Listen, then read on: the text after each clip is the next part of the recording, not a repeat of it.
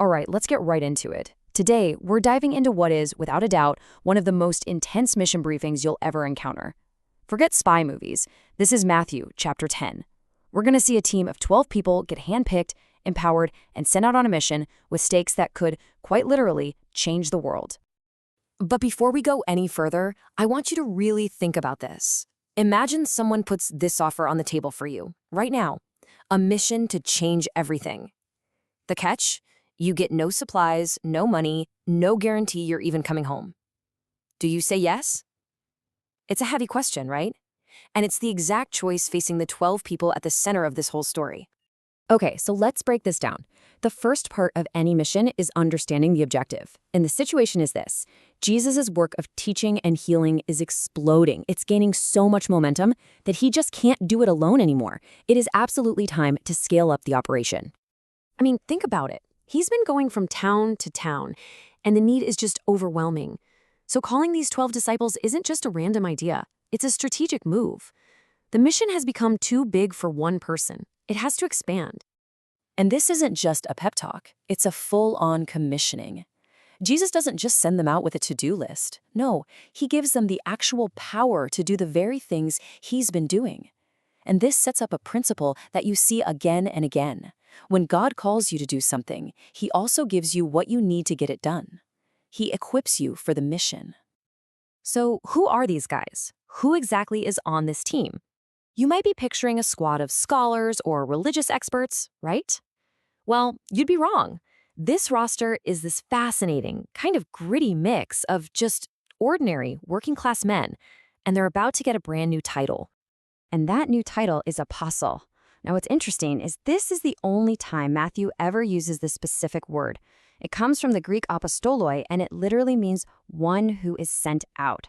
They're not just students anymore. They are now official ambassadors, envoys. They're speaking on behalf of the kingdom. And what a team this is. You've got fishermen, a tax collector, who, by the way, would have been totally despised back then, and a bunch of other guys from all walks of life. But what's really fascinating is how the names are listed. It seems they were organized into 3 distinct groups of 4, each with a leader. And you always see Simon Peter listed first, and Judas Iscariot, tellingly, is always last. This isn't a random crew, it's an organized team. Okay, every mission has its rules of engagement. And let me tell you, the ones laid out here are some of the most specific and frankly some of the most radical you will ever see. So the mission parameters are crystal clear. First, they have a very specific target audience, at least for now. Go only to the lost sheep of Israel.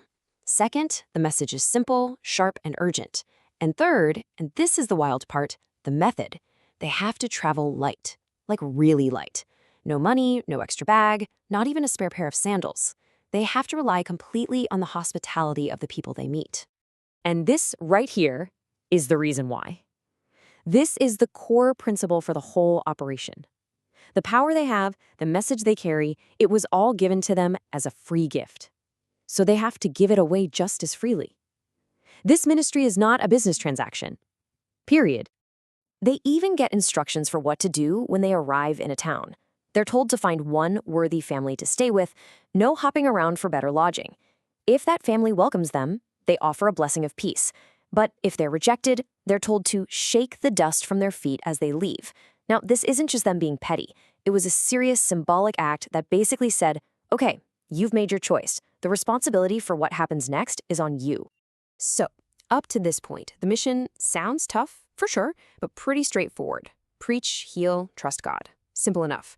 But then, the briefing takes a really sharp, really dark turn. Now we get to the threat assessment, and Jesus is brutally honest about the danger here. He's not sugarcoating anything. There's no backup, no security detail. This is basically an infiltration deep into hostile territory. I mean, wow. That metaphor is just so stark and chilling. It perfectly captures how vulnerable they're going to be. Think about it. Sheep with 0 natural defenses being sent right into a pack of wolves. From a worldly standpoint, it's a suicide mission. It's completely absurd. So how on earth does a sheep survive among wolves? Well, Jesus tells them they need this very specific 2-part mindset. They have to be wise as serpents, meaning, be smart, be shrewd, use your head to avoid unnecessary trouble.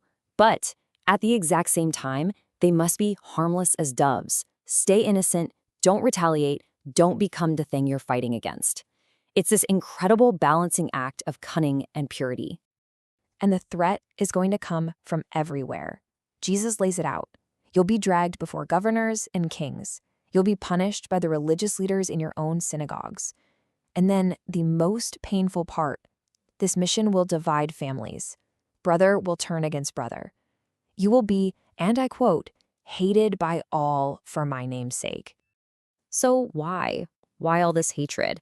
The reason is actually pretty simple. They should expect to be treated exactly like their leader. Jesus tells them, look, my enemies are already accusing me of being in league with Satan, whose name here is Beelzebub. So if they call the master of the house the devil, what do you think they're going to call the people who work for him? The logic is just inescapable.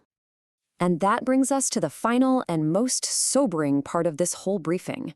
What is the ultimate price of saying yes to this mission? And what, if anything, could possibly make that price worth paying? Now, this is probably one of the most jarring things Jesus ever says. The Prince of Peace comes to bring a sword, but the sword he's talking about here isn't a weapon of violence. It's a symbol of division. In a world where you had gods for your family, your city, your job, a message that demands your exclusive loyalty was like a social earthquake. It forces a choice, and that choice creates a sharp, painful division between those who accept it and those who don't. And then he says this. This is the first time the cross is even mentioned in Matthew, and for them, this image would have been horrifying. In Roman-occupied land, when you saw someone taking up a cross, it meant only one thing. They were a dead man walking, on their way to their own public execution. It was the ultimate symbol of surrender and death. And that is the level of commitment this mission requires. And all of this reveals the central paradox of the mission, which is just completely upside down from how the world works. The logic is this. If you try to cling to your life, to protect it and save it at all costs, you'll ultimately lose it. But if you're willing to surrender your life, to lose it for the sake of this mission, well, that is the only way you will ever truly find it. But after laying out all these incredible costs and all this danger, the briefing doesn't end on a threat. It ends on a promise. Because for those who take on this mission, and just as importantly for those who support them, the reward is every bit as profound as the risk. And that reward isn't just for the apostles out on the front lines. Jesus wraps up by saying that anyone who supports them, even with an act as small and simple as giving one of them a cup of cold water, that person will be rewarded too. It's this beautiful idea that God sees and values every single act of support for the mission, no matter how small it might seem. And all of this leaves us with one final massive question to think about. This mission in Matthew 10 demands a level of devotion so intense that it's guaranteed to cause deep division. So it really makes you wonder, where is that line between a commitment that unites you with a powerful cause and one that divides you from the world, and maybe even from the people you love? That's the tension at the very heart of this entire briefing.